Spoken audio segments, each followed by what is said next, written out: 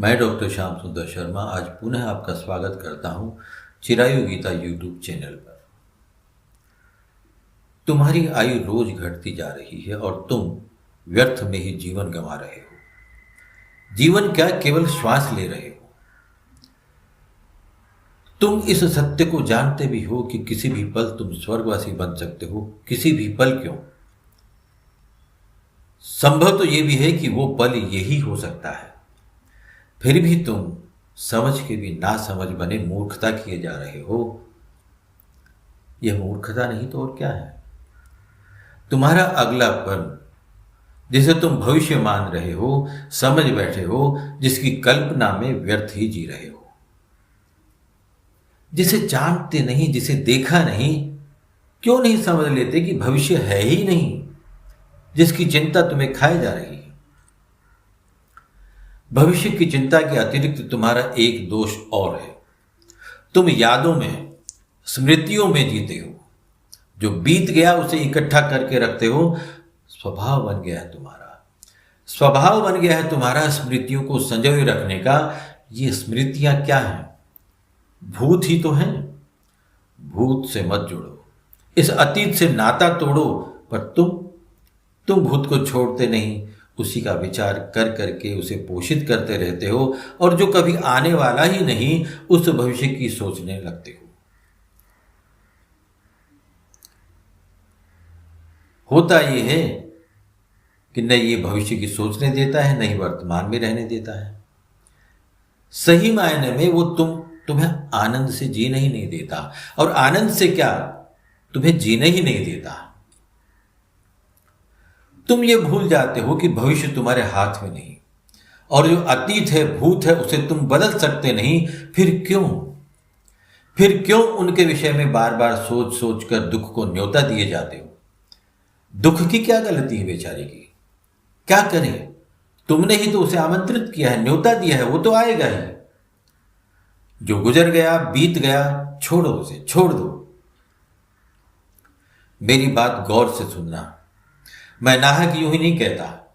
क्या तुम्हारे मन में कभी वर्तमान का विचार आया?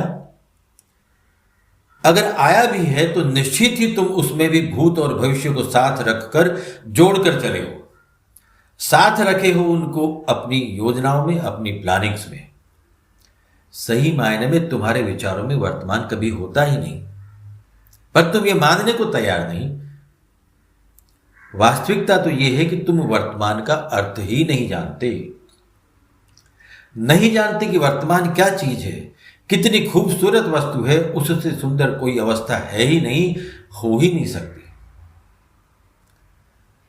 वर्तमान में स्थित रहने वाला योगी होता है। उसे न भूत की सोच, न ही भविष्य की चिंता। वर्तमान में रहने का अर्थ है ईश्वर से जुड़े रहना, नित्य निरंतर ईश्वर में ही स्थित रहना। ऐसे व्यक्ति के भाव में 5 बातें होती है, निश्चित रूप से होती है ये। मैं भगवान का हूं। मैं जहां भी रहता हूं भगवान के दरबार में रहता हूं। मैं जो भी शुभ कार्य करता हूं भगवान का ही कार्य करता हूं। मैं शुद्ध सात्विक जो भी पाता हूं भगवान का ही प्रसाद पाता हूं, और भगवान के द्वारा दिए गए प्रसाद से भगवान के ही जनों की सेवा करता हूं। जैसे गंगा जल से गंगा का पूजन किया जाता है, ऐसे ही उस योगी भक्त का बर्ताव भगवान में ही होता है। उसे न तो कोई अन्य भाव आता है और न ही कोई अन्य विचार। भगवान श्री कृष्ण ने स्वयं श्रीमद् भगवद गीता में कहा है कि सर्वभूत स्थितम यो माम भजत्येकत्वमास्थितः सर्वथा वर्तमानो अपि स योगी मयि वर्तते। निर्विचार होना ही वर्तमान है। ध्यान रखिए, निर्विचार होना ही वर्तमान है। विचारहीन अवस्था का नाम वर्तमान है। परम आनंद है वर्तमान, परम आनंद है वर्तमान।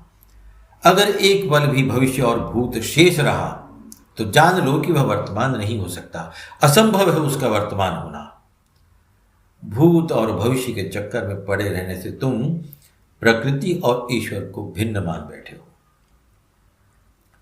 वर्तमान वो है जिसमें तुम किसी के भी नहीं, कहीं भी नहीं, केवल अपने आप के संग होते हो। अपने आप के संग होने का अर्थ है स्वयं में स्थित रहना, और स्वयं वो है जब तुम सब भूल जाओगे। भूल जाते हो, भूलना नहीं पड़ता। भूलने का तात्पर्य जिम्मेदारियों से दूर होना, परिवार भेजने से दूर होना नहीं, संन्यास ले लेना नहीं। सब कुछ करते हुए संन्यस्त रहना भूलना है। मन से परित्याग। और जब मन से परित्याग होता है तब ईश्वर और प्रकृति एक हो जाते हैं। मन में अंकुरित होने वाले भविष्य और भूत के विचार प्रकृति और ईश्वर को भिन्न भिन्न मानने से होते हैं।